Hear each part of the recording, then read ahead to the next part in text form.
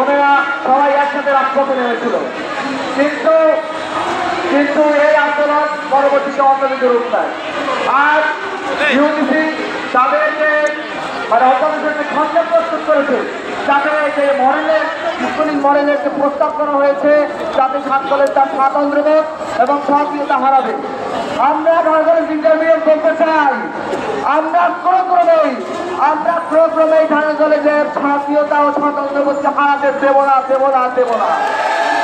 কারণ 184 বছরের যে ইতিহাস, সেই ইতিহাসকে আমরা কোনো সময় আমরা বিলুপ্ত হতে দেব না। আমরা মন্ত্রণালয়কে বলতে চাই, আপনারা আলোচনার প্রস্তাব দিয়েছেন, সেই আলোচনাটা যখন খসড়া হয়েছিল, তখন সকল এমপিদের সাথে আপনাদের আলোচনা করা উচিত ছিল। যেহেতু আপনারা সেটা করতে পারেন নাই, সেহেতু আপনারা খুব দ্রুত সকল ধরনের ইন্টারমিডিয়েট ছাত্র শিক্ষক কর্মচারী অনার্সের যে গ্রুপ যাচ্ছে না, আমাদের সাবেক বড় ভাই টিচার শিক্ষাবিদ বুদ্ধিজীবী সবার সাথে কথা বলে আপনারা একটি যৌক্তিক একটি বাস্তবসম্মত মডেল গ্রহণ করবেন, যাতে কোনো ক্রমে ঢাকা কলেজের এবং অন্যান্য ছাত্র কলেজের কোনো সক্রিয়তা স্বাতন্ত্র্যবোধ ছাড়া হবে না।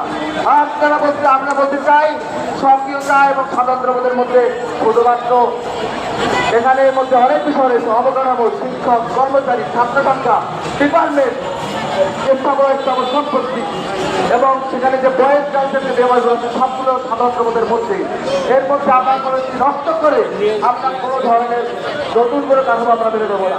আমরা অবশ্যই শিক্ষার গুণগত মান বৃদ্ধি, আমরা সকল ধরনের শিক্ষা সব কিছু মানতে আমরা রাজি, তবে সেখানে যেন কোনোভাবেই আমাদের স্বাতন্ত্র্যবোধের আমাদের নষ্ট না হয়, সেই দাবি জানিয়ে মন্ত্রণালয়কে সেই কনসার্ন জানিয়ে আমি আমার কথা এখানে শেষ করছি। আল্লাহ হাফেজ।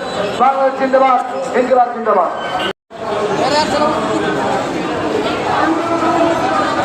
বিসমিল্লাহির রহমানির রহিম। আজ ঢাকা কলেজ সাবেক এবং বর্তমান এর আয়োজিত এই রাষ্ট্রে মানববন্ধনে সবাইকে শুভেচ্ছা জানিয়ে আমি আমার বক্তব্য শুরু করছি। গত বছরে যখন ঢাকা থেকে এই সাত কলেজ আলাদা হওয়ার জন্য স্বতন্ত্র